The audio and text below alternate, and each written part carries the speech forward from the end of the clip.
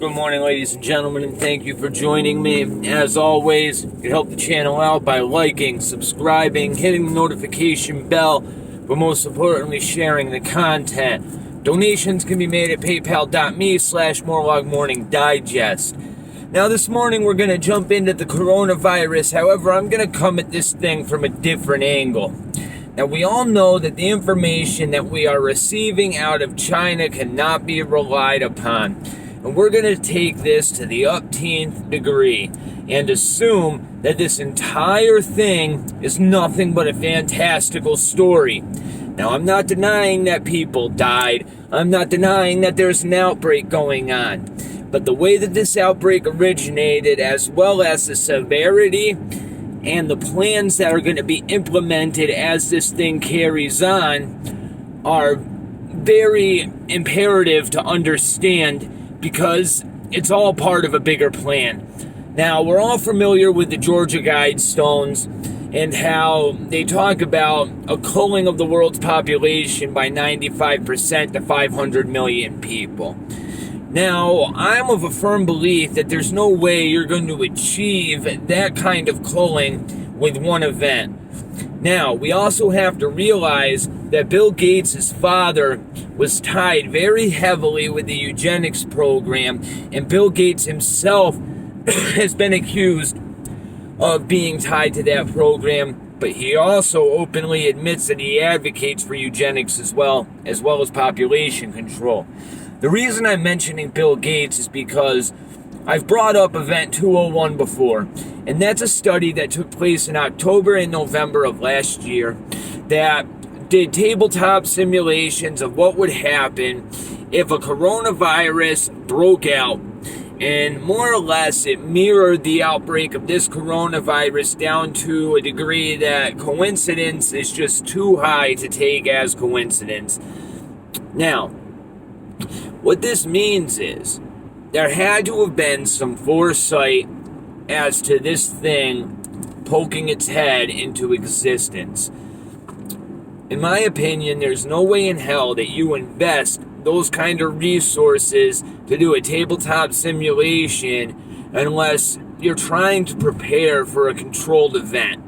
Now, I ended up looking at the NFI, and basically what the NFI is, it's a grouping of all the known viral diseases in their epidemiology as well as their genome. And I did a blast search within all of this information. And what a blast search does is it finds all of the viruses known to man that have genetic similarities to Covid-19, right?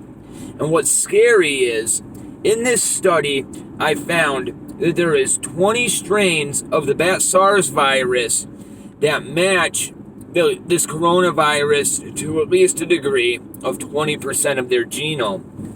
Now, inspecting the genome that China gave us, right, the sequencing that China gave us, there was some very odd characteristics. Now, there's 4 diseases inside of this blast search that I did that are way too similar to this COVID-19 derivative, right? And basically what that means is the first half of the RNA sequence for COVID-19 has to do with the transmission from person to person, right?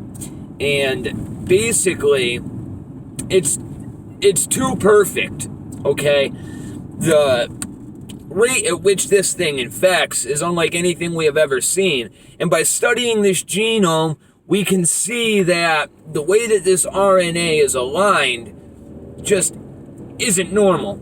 Now, if we look at the second half of this virus, of this RNA sequence, we find out that the virility of these other 4 viruses has been increased.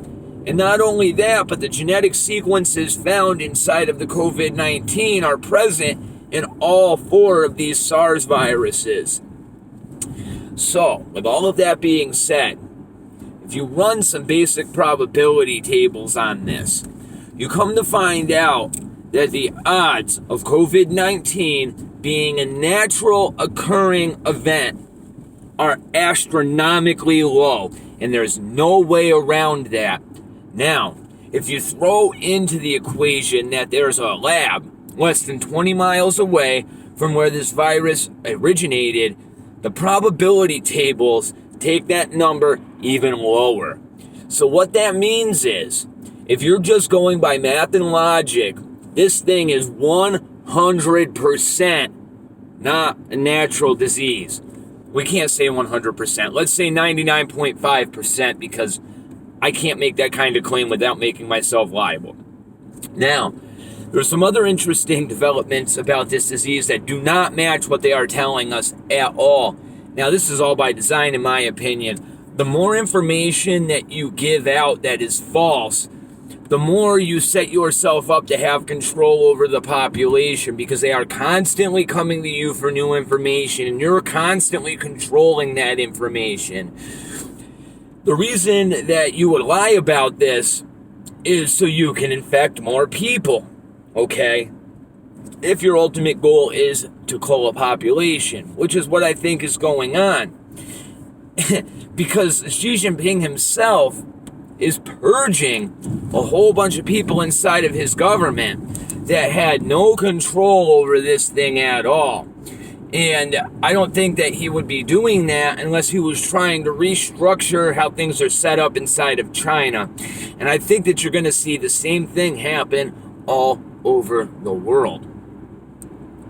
Now, there's another interesting development on top of all of this.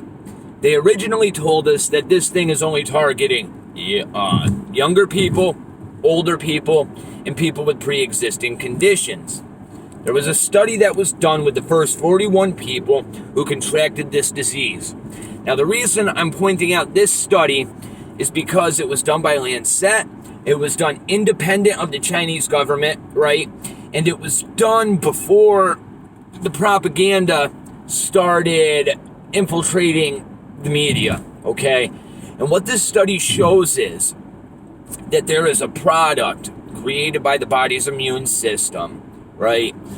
And what can happen is when your body produces this chemical, it can flood your entire body and all the organs. And if you have too high of a level, your own immune system will start to target your own body and in turn start killing itself. And we are seeing this occur inside younger people, all right? Now, what happens here is we have to draw parallels to the Spanish flu. The second year of the Spanish flu, there was a mutation that did the same exact thing. And it killed 50 to 100 million people worldwide. What we have to realize is the COVID virus itself has the potential of killing vast amounts more than the Spanish flu simply due to population density. And if this virus is displaying the same characteristics that the Spanish flu did right before the Spanish flu started killing the most amount of people that it killed, we have to consider the implications of that, all right? Another very interesting thing that most people are not aware of, right, is that according to everything that's being said, this virus can infect you a second time. And not only can it affect you a second time, right, it affects you harder the second time around. Why is this important? This is important because this is a different characteristic than 90% of viruses we have ever seen. The body develops an immunity to a virus when it's exposed the first time and builds antibodies. That's our body's way to develop a natural firewall if this virus presents itself again. However, with COVID, it seems as though the second time that you're introduced to this virus, you're not only hit more severely, your chances of dying go through the roof. They're also telling us that smokers are being vastly more affected than non-smokers. And this has to do with the receptors in your lungs that receive the nicotine, right? Are the same receptors that this virus attaches to, and smoking makes it easier because it damages these tissues and allows the virus to find a way into them. What I find interesting about this is if you look at the demographics and you look at where the most amount of smokers are in the world, it's in Eastern Europe and Asia. Where did this thing pop up? Popped up in Asia, right next to Eastern Europe. If you were trying to infect as many people as possible, why would you not design the thing to target smokers? I want everybody to open their eyes up and realize that we may very well be witnessing population control. One other thing is, the vaccines that they are talking about giving us for this virus may actually infect more people. And on top of that, we don't have any long-term studies on the long-term effects of how the vaccine they're talking about giving us affects the human body. What they're talking about doing is some Monsanto crazy shit. They're talking about taking the RNA base work of this virus, injecting it into our own cells, right? That way, this RNA sequence enters our own genome and our own cells begin to produce this RNA to develop antibodies. Nobody knows the long-term effects of this. And on top of that, you are literally rewriting the DNA of every human being that receives this. It's not something that I myself would partake in, even if I was on my deathbed. That's just my personal opinion. God bless you guys and your family. Get as much sleep as humanly possible, 7 to 9 hours a night. This is the best thing you can do for your immune system. Very few people are mentioning it. It's free and everybody can do it. Protect your family, prepare, get food, have some N95 masks on hand, and realize that you cannot trust what the media is telling you. Don't trust what I'm telling you. Do your own research, because at the end of the day, it's going to be detrimental to how you handle this thing when it presents itself near you. God bless. Have a wonderful day.